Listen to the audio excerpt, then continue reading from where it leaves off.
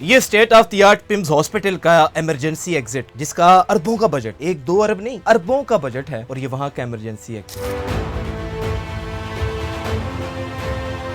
Rescue teams ने सारा operation यहां से किया, जो भी इमदादी कार्रवाइयां उन्होंने वहां पर की यहां से की जनाब। ये इमरजेंसी एग्जिट है। हैरान कौन नहीं है कि एक ऐसा हॉस्पिटल जिसको आप state of the art declare करते हो और आप कहते हो जी कि ये हॉस्पिटल का इंतजाम जो है बड़ा जबरदस्त है, और वहाँ की सिचुएशन ये है। 14 नौमौलूद बच्चे जिनका कोई गुनाह नहीं, जिनका कोई जुर्म नहीं, माँ बाप ने जिनके लिए लाखों ख्वाब देखे थे, अभी उनका नाम ही नहीं रखा हुआ था, और वो उस नर्सरी में ऐसे हॉस्पिटल में थे कि जहाँ फायर सेफ्टी की कोई प्रिकॉशंस नहीं थी। और ये किसकी किस्मत को रोए कि ये सब कुछ रिकॉर्डेड और पेपर वर्क में चीजें मौजूद हैं। जो मुतल्लिका डिपार्टमेंट है उसने इस चीज का इशारा भी दिया था, लेकिन किसकी बद इंतजामी, किसकी नाअहली और किसकी नालायकी को रोका जाए। आगे जाके मैं डिटेल में बताऊंगा जो बात मैंने अभी की कि सब कुछ पता होते हुए भी ये गफलत वहाँ की इंतजामिया की है। ये डिटेल में और प्रूफ के साथ बताऊं। वो 14 नौमौलूद बच्चे जो अल्लाह को प्यारे हो गए, एक बच्चा जो है वो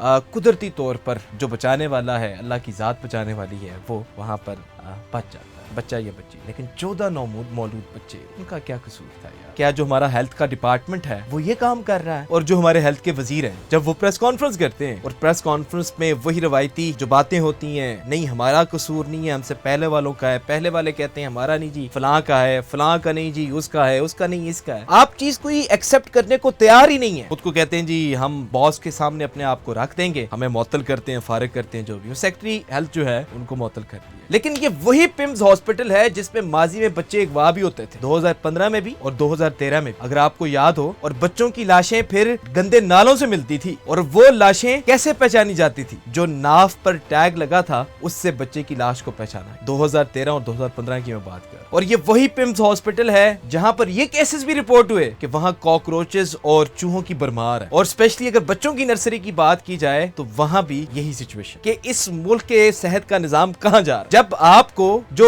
सीडीए है इस्लामाबाद, वो आपको ये बताता है, जो उनका फायर का डिपार्टमेंट है, कि जनाब ये सेफ्टी प्रिकॉशंस और ये मेजरमेंट नहीं है, तो वहां के एडी साहब कहते हैं नहीं नहीं सब कुछ, और उसको रिजेक्ट कर देते हैं। ये कोई बात है करने वाली? और आज उसका जो है खमियाजा भुगतना पड़ रहा है उन 14 मासूम जानों को। 6:38 पे जी चिंगारी निकली और वहां पर फिर धमाका हो गया, ब्लास्ट हो। ना आपके पास कोई सेफ्टी मेजरमेंट्स थे, ना आपके पास कोई इंतजाम था, ना आपके वहां का जो फायर के लोग हैं उनके कोई ट्रेनिंग है, जीरो ट्रेनिंग। फायर ब्रिगेड की गाड़ियां मौजूद, एम्बुलेंसेज मौजूद, लेकिन जीरो ट्रेनिंग। इस वक्त सोचने की जरूरत है, और ये बात हमें समझाने की भी जरूरत है कि खुदारा आम लोगों पर रहम करे। और भी हॉस्पिटल जो इस टाइम पूरे पंजाब में और पूरे पाकिस्तान में आपके खसूसी नजर करम के मुंतजर है कि आप उन पर नजर करम डालें और उनको ठीक करें। जहां जहां जो मसाइल हैं उनको बेहतर करें। कभी आप 7 अरब का बजट रखते हैं पिम्स हॉस्पिटल का, कभी ना जाने कितना अरब का बजट रखा जाता है, रखते हैं ना, तो जनाब जो बजट रखा जाता है वो कहाँ जाता है? लगता तो कहीं नहीं है। खैर, ये सारा मामला जो